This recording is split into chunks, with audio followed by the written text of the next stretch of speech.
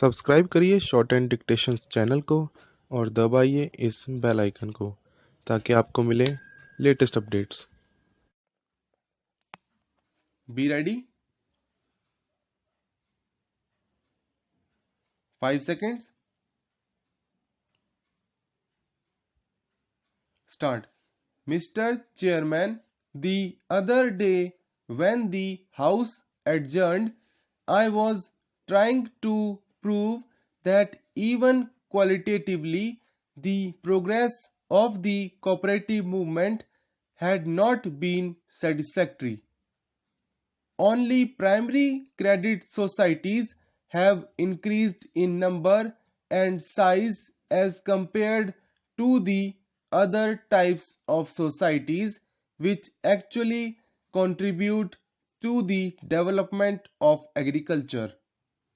Even the loan advanced by these primary credit societies is not being utilized for the purpose of development of agriculture, but instead it is being utilized in many cases for paying off the old debts and for their day-to-day expenditure, because many of the peasants are so poor and so indebted that the credit given by these credit societies, which is meant for the development of agriculture, is being utilized for other purposes.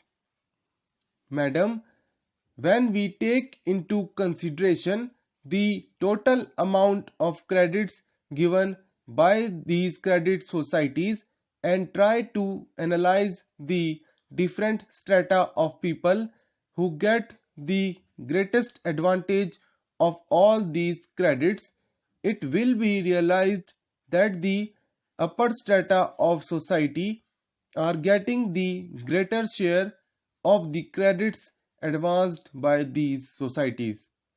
Now, when we take into consideration the classification of all these societies, which gives an insight into the development or the improvement of all these societies, it will be realized that only 15% of the total number of societies are classified under A and B class.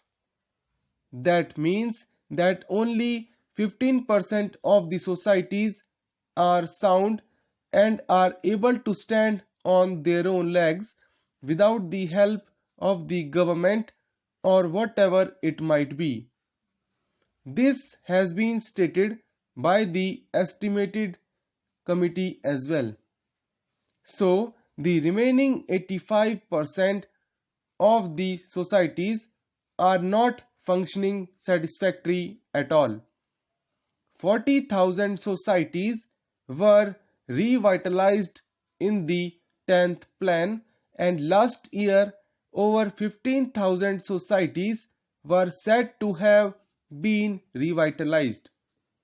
So it means that nearly 40,000 societies in the past 5 years were not able to function properly and were about to be liquidated, and so the government and the cooperative movement had to go and help them and revitalize them.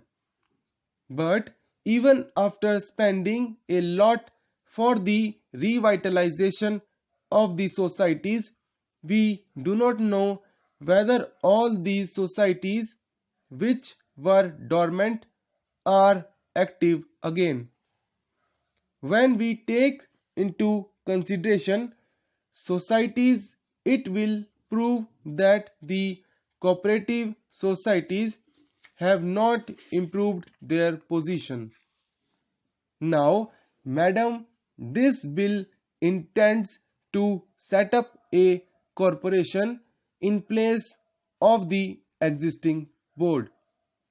We are told that this corporation will continue to perform the same function as the old board.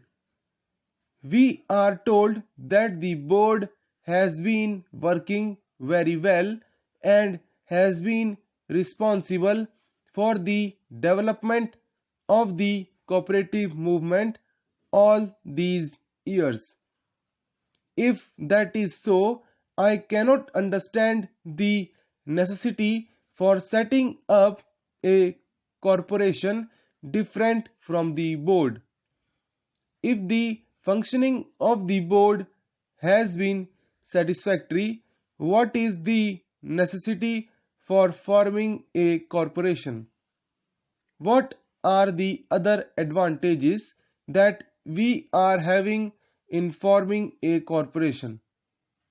We could gather from the annual report on the corporation issued by the Ministry of Community Development and the speech of the Deputy Minister that the board has been only an advancing agency for the respective states. Of course, they have set up 3 or 4 committees to go into the question of the various aspects of the cooperative movement. I think this job can be done by the ministry itself. Now, coming to the composition of this corporation and of the executive committee, as it is envisaged in the bill, it is evident that it is practically riddled with government officials. There is only a sprinkling of non-official representation. I can understand the constitution of the board as it is done by the Ministry of Food and Agriculture. We know the views with regard to democratic decentralization of the Minister of Food and Agriculture. But I cannot understand how the Minister of Community Development, who lays great stress on and gives importance to democratic decentralization, can copy the same old method that was there with regard to the composition of the old board and incorporate it in the new legislation, practically going back on his own recommendations that the cooperative movement must be representative of or carried on by non-official bodies.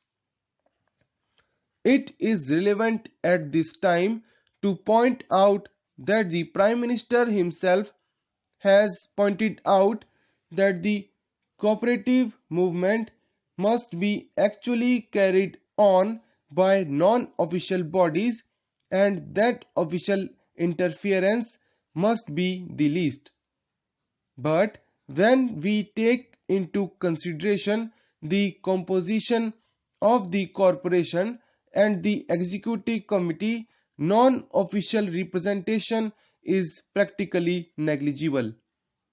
So, all these factors have to be taken into consideration. Again, before the bill was brought before the House, the government should have taken advantage to liberalize certain regulations, taking into account the past experience and impediments in the growth of the cooperative movement. The government have tried to make this legislation more conducive to the development of the cooperative movement.